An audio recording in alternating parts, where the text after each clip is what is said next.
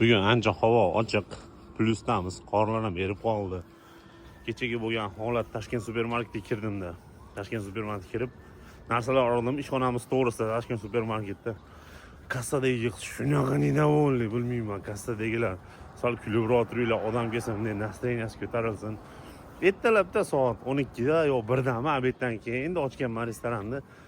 Toshkent supermarketdan narsa kerak ekan, kirsam shunaqa недовольный qilib turibdi kassada. O'zbek bo'lsa kerak, assalomu alaykum deb so'rashdim.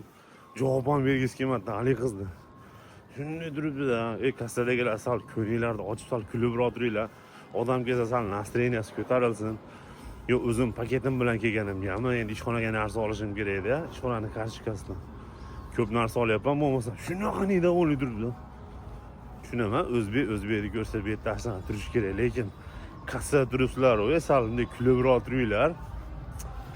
Hamma yo'qman.